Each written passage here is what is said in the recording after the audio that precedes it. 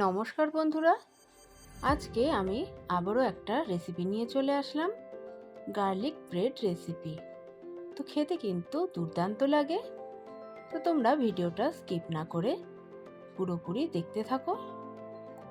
তো চলো রেসিপিটা দেখে নেওয়া যাক। তো এখানে আমি কিছু উপকরণ নিয়ে নিয়েছি। দেখতেই পাচ্ছ এখানে আমি নিয়ে নিয়েছি ব্রেড, আর এখানে আছে একটুখানি চিজ, আর এই যে আমি কিছুটা রসুন ছাড়িয়ে নিয়ে নিয়েছি, আর এদিকে আছে চিলি ফ্লেক্স, আর এখানে আমি নিয়ে নিয়েছি অরিগানো, আর এখানে আমি কিছুটা বাটার এখানে নিয়ে নিয়েছি। তো এখন গ্যাসে আমি একটা কড়াই বসিয়ে দিয়েছি। এখন কড়াইয়ের মধ্যে দিয়ে দিচ্ছি সাদা তেল। তো এখন আমি তেলটাকে একটু গরম হতে দেব। তো তেলটা গরম হয়ে গেলে আমি এর মধ্যে অ্যাড করে দেব রসুনটাকে একটু ভেজে নেব।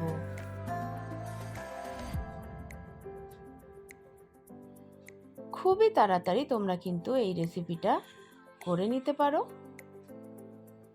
তো দেখো আমার কিন্তু রসুনটা ভাজা হয়ে গেছে, এর থেকে বেশি আমি আর ভাজবো না। এখন আমি এটাকে নামিয়ে নেব। তো এদিকে একটা মিক্সি জার আমি নিয়ে নিয়েছি, আর এদিকে রসুন আর তেলটাকে আমি কিন্তু ঠান্ডাও করে নিয়েছি। এখন এর মধ্যে আমি অ্যাড করে দেব বাটার। এখন বাটার দিয়ে আমি এটাকে একটু গ্রাইন্ড করে নেব। তো দেখো আমার হয়ে গেছে। তো এখন আমি এটাকে একটা বাটিতে ট্রান্সফার করে নেব।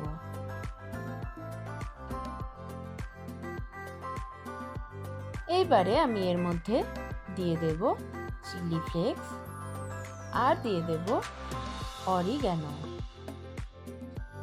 তো এখন চামচ দিয়ে আমি ভালোভাবে এটাকে মিশিয়ে নেব।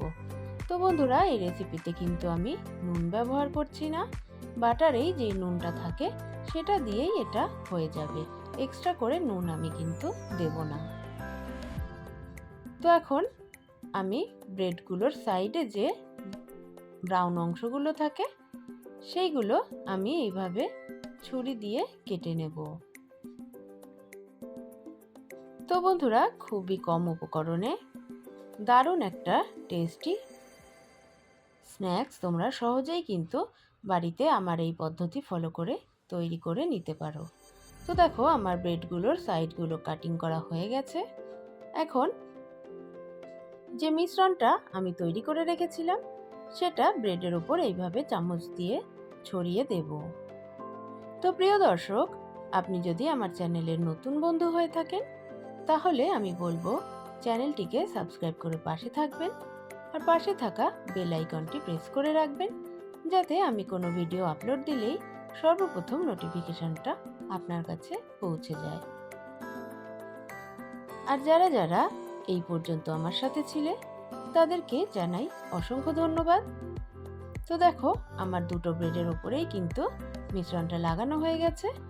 এখন আমি এই চিজটাকে কিন্তু এর উপরে ছড়িয়ে দেব।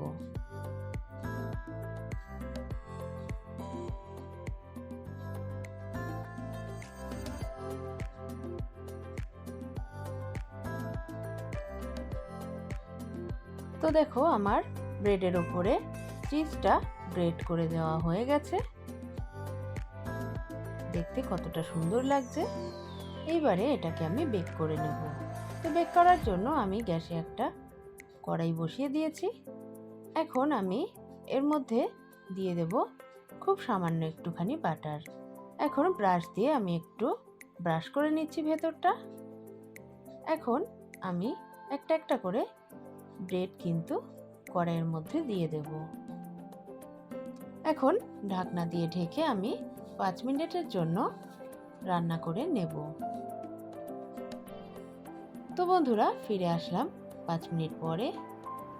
তো দেখো আমার কিন্তু গার্লিক ব্রেড একদম রেডি হয়ে গেছে। তো এখন এটাকে আমি নামিয়ে নিচ্ছি। তো এই যে আমি নামিয়ে নিয়েছি। এখন একটা ছুরি দিয়ে আমি এইভাবে কেটে নেব। তো বন্ধুরা, তোমরা কিন্তু বাচ্চাদের টিফিনেও এই গার্লিক ব্রেড তৈরি করে দিয়ে দিতে পারো। এটা কিন্তু খুবই তাড়াতাড়ি হয়ে যায়, তোমরা দেখেই বুঝতে পারছো।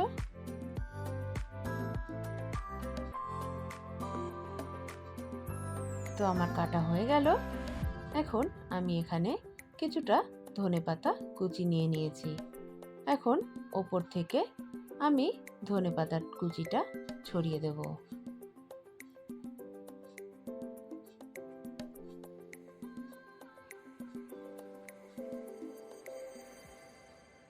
তো এখন আমি একটা প্লেটে সার্ভ করে নেব। সার্ভ করার জন্য একটা প্লেট আমি নিয়ে নিয়েছি। এখন একটা একটা করে গার্লিক ব্রেড আমি সার্ভ করে নিচ্ছি। তো দেখো বন্ধুরা, কতটা দুর্দান্ত হয়েছে, আর খেতেও কিন্তু খুবই ভালো লাগে। তো তোমরা অবশ্যই কিন্তু এই রেসিপিটা বাড়িতে একবার ট্রাই করো, আর আমাকে কমেন্ট বক্সে জানিও যে কেমন হয়েছে।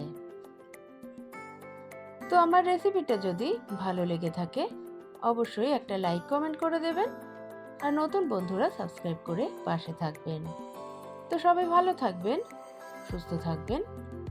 আজ এই পর্যন্তই, দেখা হবে নেক্সট কোনো ভিডিওয়। Thanks for watching.